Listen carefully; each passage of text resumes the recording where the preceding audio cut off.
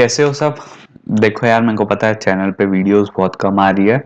इसका एक ही कारण है यार, हम लोग का इंटरव्यू वाला चालू हो गया प्रोसेस। तो इंटरव्यू में क्या होता है यार, आपको एग्जाम्स टेस्ट कॉलेज के प्लेसमेंट्स में यही होता है ऑफ कोर्स। तो वहीं पूरा दिन जा रहा है, इसलिए मैं थोड़े वीडियोस नहीं बना पा रहा हूँ, पर कोई नहीं, आज बनाते हैं। तो इनका मेरे को इंस्टाग्राम में मैसेज आया। ठीक है, इंस्टाग्राम में मैसेज आया था, प्लस यूट्यूब में भी भाई ने कमेंट किया था। तो इनका क्वेश्चन ये है कि भाई इनके ना ब्लॉगर में देख सकते हो अलग अलग टेम्पलेट जब ये इंस्टॉल करते हैं तो इनको अलग अलग यहाँ देखते हैं, पढ़ते हैं इनका कमेंट। तो इन्होंने कहा है, can you please elaborate on this, मतलब इसके बारे में आप डिस्कस कीजिए। ठीक है, इसके बारे में आप थोड़ा इसको एक्सप्लेन कीजिए। इनका मतलब यही है। ठीक है, I mean expect Selvida every template I install repeats the same behavior। यानी एक टेम्पलेट का नाम है जो मेरे को भी अभी मैं सुना नहीं हूँ, बट ये है सेविडा। ओके, और इसमें क्या हो रहा है, इन्होंने कहा है कि इसको छोड़ के जितने भी टेम्पलेट इन्होंने अपने ब्लॉगर में इंस्टॉल किए उन सब में इनको सेम बिहेवियर मिला है। ठीक है, now as I am back on Sevida template see the stats. तो इनका स्टैट्स इन्होंने शेयर किया है, जिस पर 500 ट्रैफिक आ रही थी, टेम्पलेट चेंज किया है तो अबव 2K आ रही। Can you make a video on this? Okay, can you increase the blogger page speed of my blogger template सेविडा?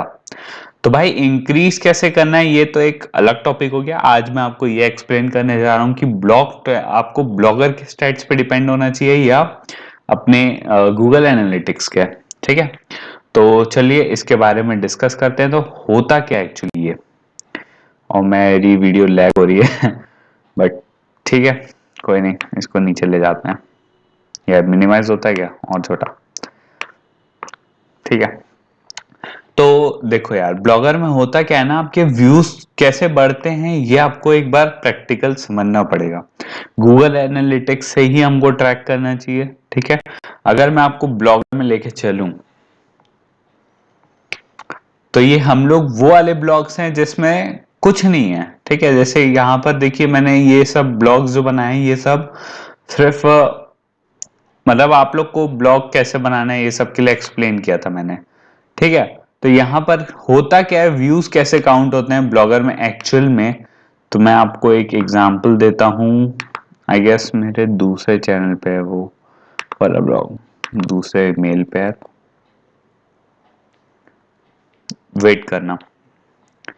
Blogger और गूगल एनालिटिक्स में ये डिफरेंस होता है कि मान लो अगर मैंने, तो ये मेरा न्यूज एंड ट्रिक का एक ब्लॉग है। ठीक है, देखो ये टुडे 14 आ गया। कैसे आया, अब देखो, अगर मैंने अपना ब्लॉग को IFTTT, मैं एग्जांपल दे रहा हूं आपको, ऑटो ब्लॉगिंग होता है IFTTT। ठीक है, इफ दिस देन दैट। ठीक है, तो इसमें क्या होता है, वो आपके ब्लॉगर का एक्सेस रखता है, और इसमें यही है, ये वाले ब्लॉग में एक्चुअल में यही है। देखिए ये सब जो आया वीडियोस ना, ये सब जो है सिंपल मेरे चैनल के वीडियोस है, और यहाँ आके वो पोस्ट हो गया ऑफ कोर्स।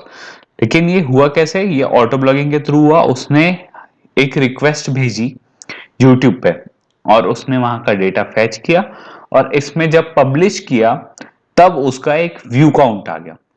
ठीक है, अब मान लीजिए क्या होता है, अगर मैं इसको शेयर कर दे रहा हूं कहीं भी, फेसबुक पे मैंने इसको शेयर किया, तो मेटा डेटा जैसी फेसबुक एक रिक्वेस्ट भेजता है हमारे ब्लॉगर में, तो वो एक मेटा डेटा को फेच करने के लिए रिक्वेस्ट भेजता है। यानी मेटा डेटा क्या होता है, जो पोस्ट का लिंक हम लोग सिर्फ पेस्ट कर देते हैं, वहां जो फोटो आ जाती है और डेटा आ जाता है। जैसे मैं आपको दिखा दूं, ट्विटर पे मैं खोल लेता हूं।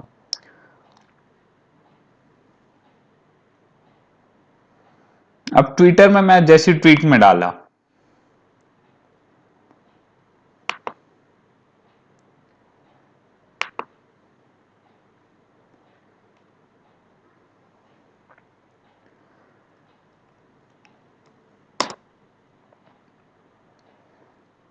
कि न्यू पोस्ट नहीं खोलना था, ट्वीट नहीं हुआ ना,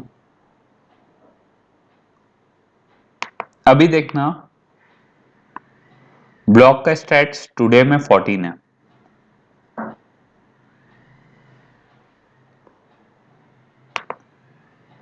ट्वीट पोस्ट स्पेस, और अगर मैं इसको ट्वीट कर रहा हूं सिर्फ,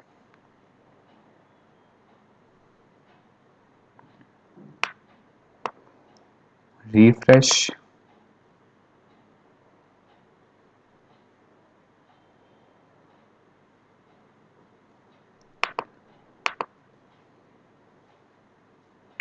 तो देखो हुआ क्या, मैंने ट्विटर में सिर्फ लिंक पेस्ट की, समझ रहे हो, मेरे ब्लॉग की एक लिंक मैंने पेस्ट कर दी, यहां व्यूज बढ़ गया। तो उसने मेरा मेटा डेटा फैच करने की कोशिश की, उसने एक रिक्वेस्ट भेजी। तो जैसे मान लीजिए मैंने यहां से सिर्फ व्हाट्सएप में आपको मैसेज डाल, आपने किसी को प्राइवेटली एक लिंक भेज दी, वो लिंक का मेटा डेटा फैच करने के लिए एक रिक्वेस्ट जाती है सर्वर पे, तो ब्लॉगर उसको व्यू काउंट कर लेता है। लेकिन यही आप गूगल एनालिटिक्स में रहोगे ना, तो ये व्यू काउंट नहीं होगा। क्यों? क्योंकि सिर्फ मेटा डेटा फैच हुआ है, कोई व्यूजर नहीं आया उसके अंदर, समझ रहे हो। तो इसलिए आपको ट्रैकिंग अपना ब्लॉगर को नहीं, गूगल एनालिटिक्स से करना चाहिए। और थीम का क्या लफड़ा है मैं आपको ये भी बता देता हूं। थीम में एडिटर्स HTML करके दिखाता हूं थोड़ा सा डिटेल में। तो ये वाले थीम में कुछ नहीं होगा, ये ब्लॉगर की नॉर्मल थीम है, इसमें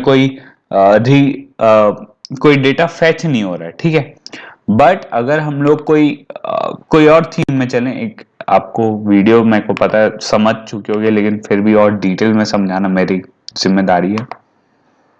ये टैकी एक्स जो हम लोग डाउनलोड किए हैं, कहाँ से किए थे मेरे को याद नहीं, गोयाबी से हो सकता है मोस्टली। तो यहाँ क्या हो रहा है, यहाँ आप नीचे आओगे तो इसमें कई सारे CSS फाइल्स होते हैं जो कि गोयाबी ने खुद से क्रिएट किए हैं, समझ रहे हो। तो वो जब CSS फाइल को भी फेच करना है, तो ये ब्लॉगर एक रिक्वेस्ट भेजता है और वो चेक करता है कि मतलब सही जगह रिक्वेस्ट जा रही है कि नहीं, तो वो उसको भी व्यू काउंट करता है। बहुत सारी इंटरनल रिक्वेस्ट जाती है, ऐसे फैच होती है, आप कहीं कमेंट में भी अपनी लिंक डाल रहे हैं, वो भी आपका एक व्यू आ जाएगा वहां से। तो आप कभी भी इस स्टैट्स के भरोसे मत बैठिएगा, ये हर एक चीज को काउंट कर लेता है। अगर मैं इसको 10 जगह आज शेयर कर दूंगा तो वो 10 व्यूज आ जाएंगे, लेकिन वो असली में व्यूज नहीं होंगे, वो सिर्फ व्यूज तो नहीं होंगे वो, ठीक है। जैसे ही आप मान लीजिए आपने गूगल न्यूज का अप्रूवल लिया, आप दिन में 100 पोस्ट डाल रहे हैं और आपको तुरंत 100 पोस्ट उसके व्यूज दिखेंगे, इसका मतलब ये नहीं है कि आपके 100 व्यूज आए हैं, वो बस वहां पर डेटा फैच करने के लिए गूगल न्यूज में आपका पोस्ट वगैरह फैच करने के लिए वहां से जनरेट हुआ था। होप करता हूँ आपको ये पूरी चीज स्टैट्स में समझ आ गई होगी।